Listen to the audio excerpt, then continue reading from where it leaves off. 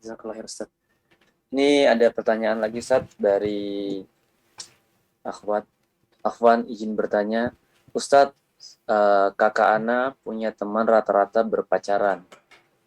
Dan Ana tahu kalau berpacaran itu haram dan dosa. Ana menyampaikan ke kakak untuk disampaikan kepada temannya agar berhenti untuk berpacaran. Tetapi kakak Ana tidak mau menasihati temannya karena takut dibilang sok suci. Yang ingin Ana tanyakan, apakah kita berdosa, Ustadz, karena tidak menasehatinya hanya karena takut dibilang sok suci? Melihat kewajiban kita yaitu menyampaikan kebenaran. Mohon jawabannya, Ustadz. Jazakumullah Masya khair. Allah. Ya, barakallah fiik. Ahibati fillah. Allah Azza wa Jalla berfirman, wal asri innal insana lafi khusr. Demi waktu asar. Ada yang menerjemahkan demi masa. Sesungguhnya manusia benar-benar berada dalam kerugian. Semua manusia. Illa. Ada yang dikecualikan. Siapa? Illa alladzina amanu. Orang ini punya 4 kriteria. Beriman. Wa amilus salihat. Beramal soleh. Wa tawasau bil haq. Wa tawasau bis sabr. Yang ketiga, dia saling mewasiati dalam kebenaran. Dan saling mewasiati agar menetapi kesabaran. Memang orang itu kalau jadi orang baik, disukain orang banyak.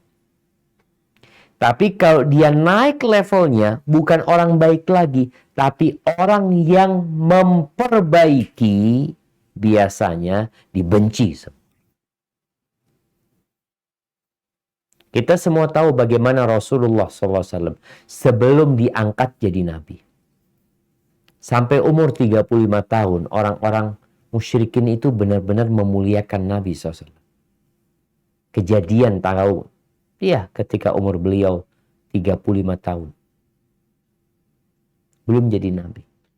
Terjadi pertikaian di kota Mekah, hampir banjir darah. Masalahnya renovasi Ka'bah. Sampai kepada peletakan Hajar Aswad. Semua kabilah mereka ingin meletakkan Hajar Aswad. 3 hari Hajar Aswad nggak ada yang nyentuh. Ada yang nyentuh, banjir darah. Akhirnya setelah 3 hari kan mereka mengatakan, udahlah gimana kalau kita ambil keputusan orang yang masuk dari pintu ini, biar dia yang menengahi kita.